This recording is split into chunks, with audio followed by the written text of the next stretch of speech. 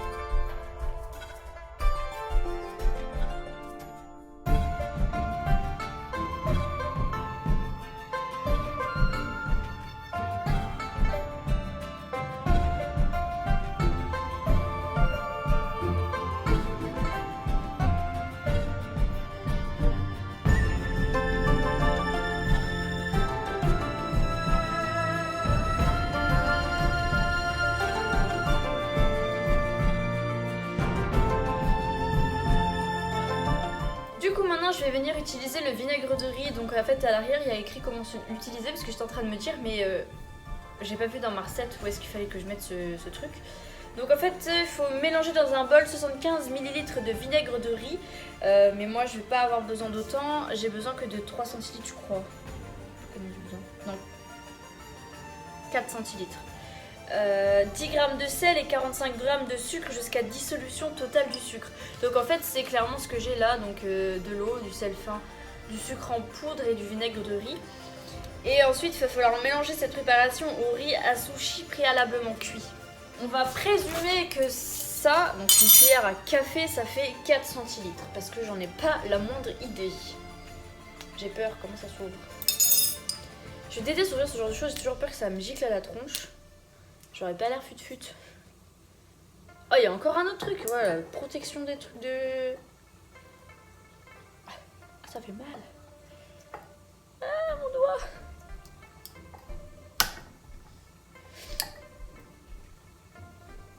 Allez. Oh. Let's go. Alors, j'ai très peur de tout faire tomber. Wow. Donc ça dans un bol.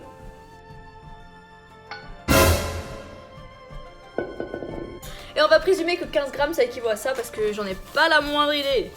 Mais de toute façon du sucre ça ne peut pas être mauvais. Tendant. Dedans, il me faut 2 pincées de sel.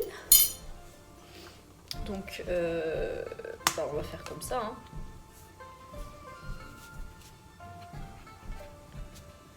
Bon, on va dire que ça fait 2 pincées.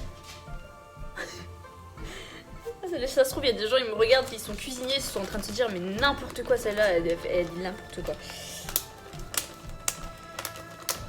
Alors oui, mon sucre est dans un truc comme ça, because j'ai un chat. Et que clairement, mon chat s'est amusé à venir... Mais comment ils veulent que je dilue? Mon chat s'est amusé à venir casser mon sachet de sucre. Il a mis ses griffes dedans.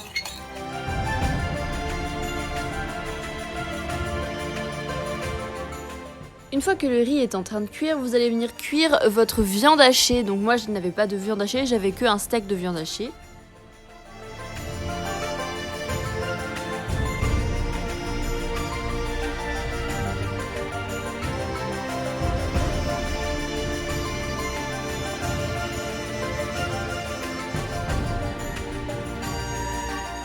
Une fois que la viande commence à être bien cuite, vous allez venir rajouter la sauce soja.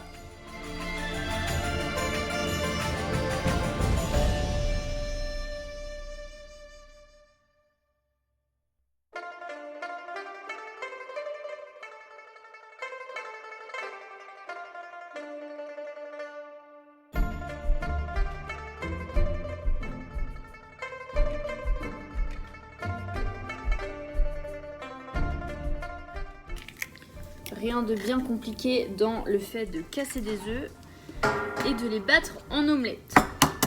S'il y en a qui regardent cette vidéo et qui ne savent pas ce que ça veut dire battre en omelette, c'est-à-dire les battre tout simplement, jusqu'à ce que ça ne forme que un et qu'il n'y ait pas juste du jaune et du blanc, mais qu'il y ait que du jaune blanc. Je sais pas comment expliquer. Ah, il y a mon chat qui arrive. Il sent l'odeur de la bouffe et il débarque. Donc en gros, au début, ça ressemble à ça. Je vais pas réussir à montrer. Voilà. Et après, faut tout battre.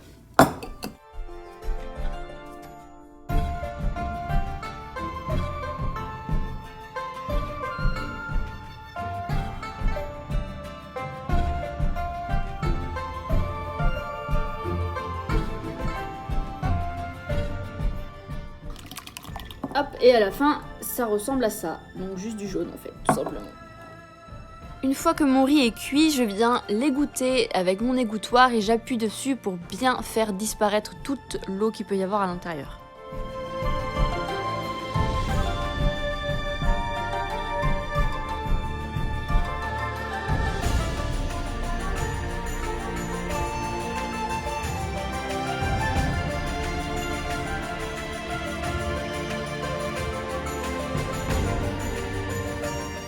Après l'avoir égoutté, comme vous pouvez le voir, je viens rajouter mon mélange avec le vinaigre de riz, le sel et le sucre à mon riz et je viens bien évidemment bien incorporer tout ça en mélangeant très fermement.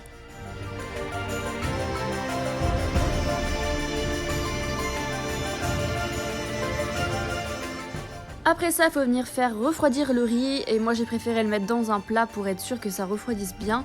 J'ai bien étalé tout le riz dans mon plat et je l'ai mis ensuite au frigo.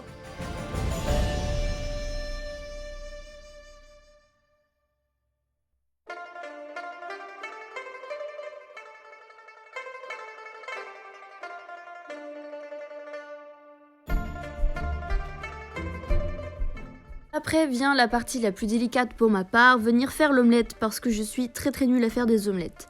Alors, le résultat de mon omelette n'est pas celui que vous devez avoir à la fin de votre recette. C'est-à-dire que vous devez faire comme les asiatiques, donc la rouler et la plier, sauf que moi, elle est restée collée sur les bords, encore une fois, je sais toujours pas pourquoi. Donc voilà.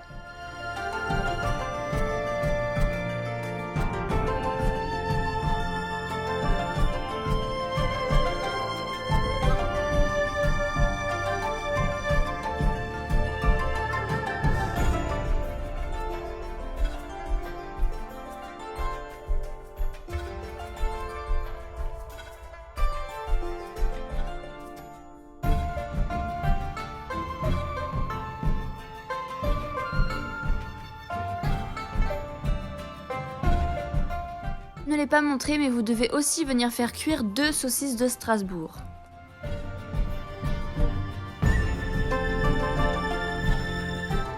Une fois que tout est cuit, vous venez prendre une feuille d'algue et vous allez venir étaler bien équitablement le riz dessus. Une fois le riz bien étalé, vous pouvez venir prendre une deuxième feuille et vous la couper en deux et vous la placer au centre de votre riz pour que ce soit un côté plus esthétique à la fin de votre kimbap.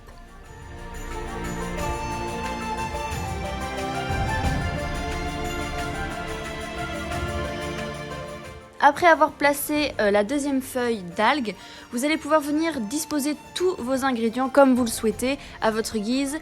Donc de la viande de bœuf, des œufs, des saucisses de Strasbourg. Vous pouvez également rajouter des feuilles de salade, des épinards, en tout cas tout ce qui peut être légumes et que vous pouvez trouver esthétique dans votre kimbap.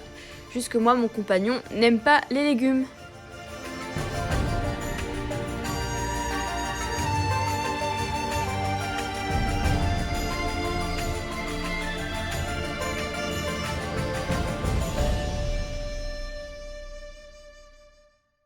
Une fois que tout ça est fait, il va falloir venir rouler le kimbap. Et si comme moi, vous n'avez pas l'instrument qui sert à le couper et à le rouler, vous devez venir le faire avec vos mains. Il faut faire très attention, il faut vraiment bien serrer le kimbap. Et à la fin, vous allez venir mettre de l'eau sur la feuille d'algue pour pouvoir la coller à l'extrémité, tout simplement.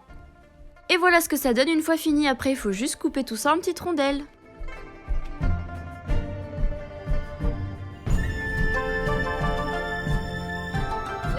De plat ou de recette que je peux vous proposer, c'est quelque chose que j'ai déjà fait, donc je ne vais pas vous montrer en détail comment le faire, mais il n'y a pas de souci, je peux vous l'écrire en commentaire ou quoi que ce soit, puisque de toute manière c'est quelque chose de vraiment très simple. Il s'agit d'une salade de riz, comme ceci. Donc très clairement, je n'ai pas fait de dosage, comme vous pouvez le voir, j'ai fait un assez gros dosage puisque c'est quelque chose qui se mange et qui est vraiment bon. Donc la recette varie en fonction de ce que vous voulez mettre dedans, il peut y avoir toutes sortes et plein de sortes de choses. Moi donc j'ai fait cuire du riz, donc j'ai fait bouillir mon eau, après j'ai rajouté mon riz à l'intérieur, j'ai cuit mon riz. Ensuite je l'ai mis dans le saladier et j'ai mis mon saladier au frigo. J'ai attendu une bonne heure, une bonne grosse heure. Ensuite j'ai ouvert 2 de mes petites boîtes de thon. C'est de l'émincé de thon je crois, donc je l'ai ouvert, je l'ai goûté parce qu'à l'intérieur il y a de la sauce en général, c'est du vinaigre ou quelque chose comme ça, donc je l'ai goûté et ensuite j'ai mis mon thon à l'intérieur et j'ai bien mélangé le tout. Ensuite j'ai une boîte de maïs, j'ai pris un petit peu de maïs parce que mon copain déteste ça, donc moi j'en mange, j'adore ça, donc j'en ai mis un petit peu à l'intérieur. J'ai mis du maïs. Et j'ai rajouté des petits morceaux de chèvre. En fait, j'ai coupé des ronds de chèvre et après j'ai coupé plein de petits morceaux de mon rond de chèvre et je les ai ajoutés à l'intérieur. Alors vous pouvez mettre aussi, mes parents je sais qu'ils mettent énormément de petits bouts de radis, vous pouvez mettre des tomates cerises ou de la tomate normale, vous pouvez mettre toutes sortes de choses, de la viande, autre que de l'émincé de thon j'imagine, je ne sais pas parce que moi c'est comme ça que je la fais. Après au niveau de la sauce ça dépend, soit vous mettez de la vinaigrette nature, soit vous la faites vous-même. Sinon moi je sais que j'aime bien mettre un petit peu de jus de citron, sinon vous pouvez mettre de la mayonnaise, etc. Donc voilà, c'est un repas vraiment très rapide à faire, très simple. Donc...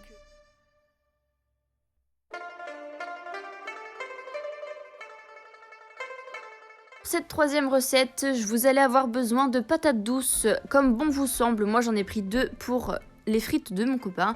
Donc vous allez venir les éplucher et les couper en sorte de frites pour pouvoir les cuire parce que les patates douces ça met énormément de temps à cuire.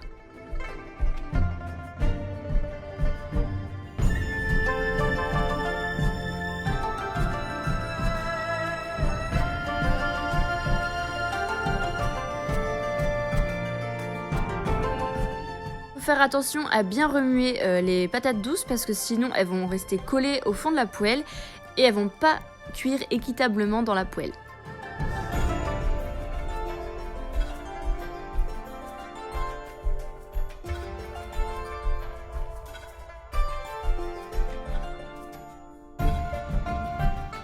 Pour accompagner les frites de patates douces, j'ai décidé de venir faire un steak haché tout simplement, donc pas très compliqué, il va falloir venir le cuire et mettre l'assaisonnement que vous désirez. Personnellement c'était du sel et du poivre de chaque côté.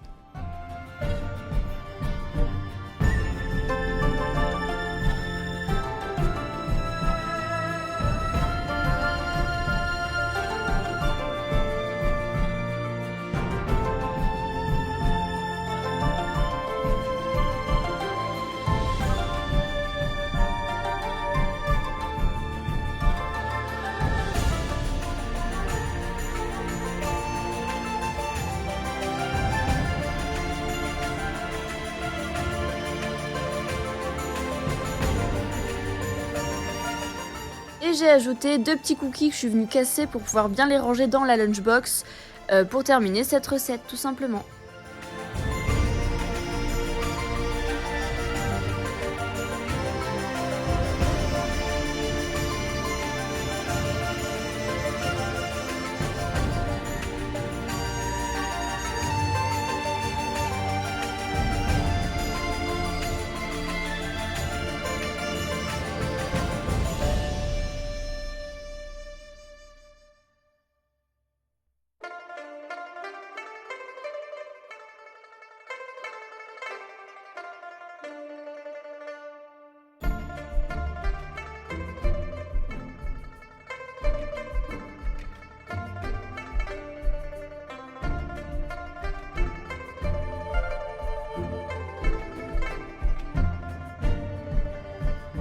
Cette quatrième recette, rien de bien compliqué et rien de très cher. Il vous suffit d'acheter de la salade comme vous le souhaitez. Là, il me semble que c'était de la mâche. Ensuite, je suis venue prendre 1 ou 2 tranches de blanc de poulet que je suis venue émincer, couper avec mes mains pour mettre dans la salade. Et j'ai fait exactement la même chose avec une tranche de gouda.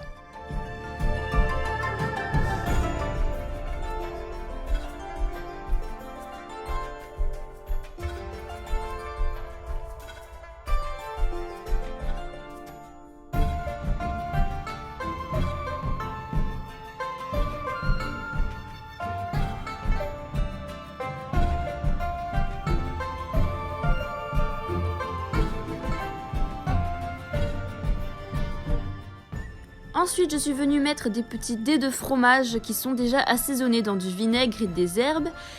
Et ensuite, j'ai rajouté la vinaigrette nature. Après, vous pouvez mettre tout ce dont vous voulez, c'est-à-dire des tomates cerises, des petits légumes par-ci par-là, d'autres fromages, etc. C'est comme bon vous semble et comme vous aimez, vous, dans la salade.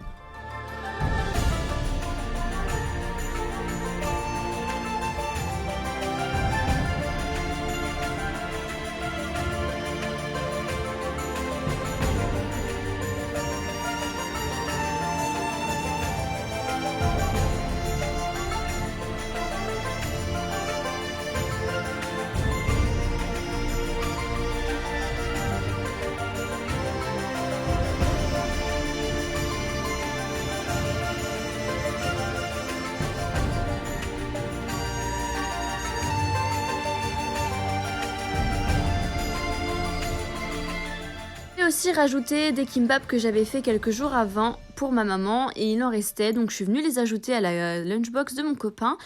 Et dans un petit récipient, je suis venue mettre un petit peu de sauce de soja puisque mon copain aime bien manger ses kimbap avec.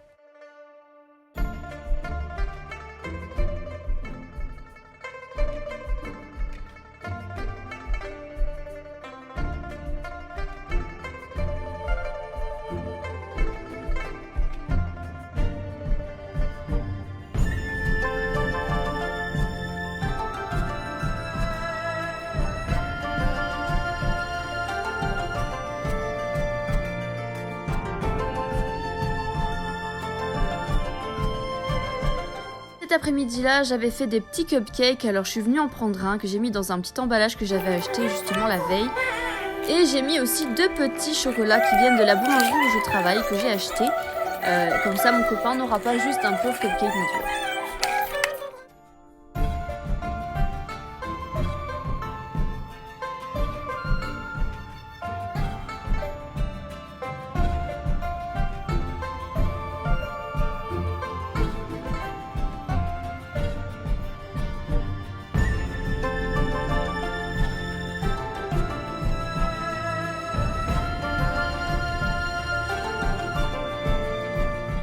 Pour la 5e et dernière recette, je viens décongeler un petit pané de colin que je vais venir faire cuire ensuite à la poêle avec un peu de beurre. Je vais aussi venir faire bouillir de l'eau et une fois qu'elle bout, je vais rajouter le riz que je vais laisser cuire pendant plusieurs minutes.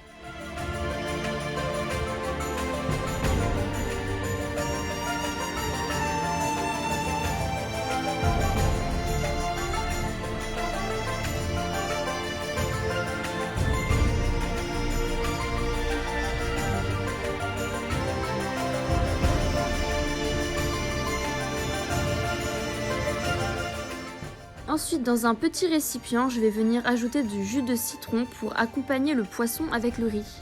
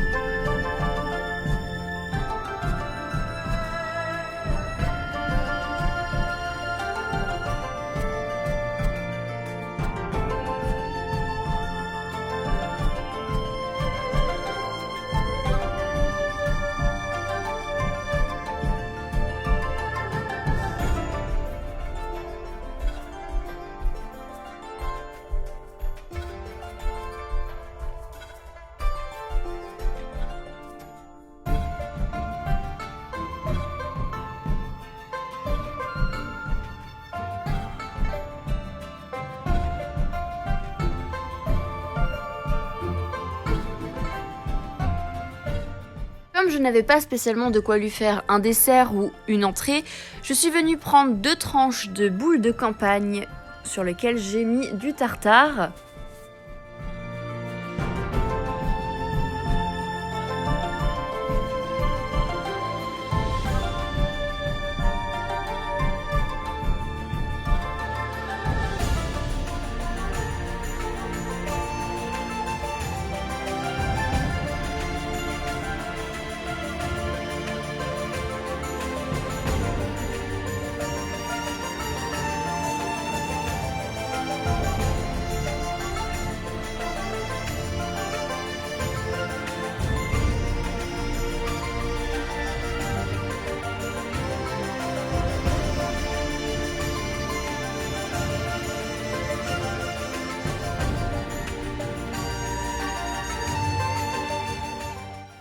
Et je suis aussi venue mettre le dernier petit cupcake qui me restait dans un petit emballage.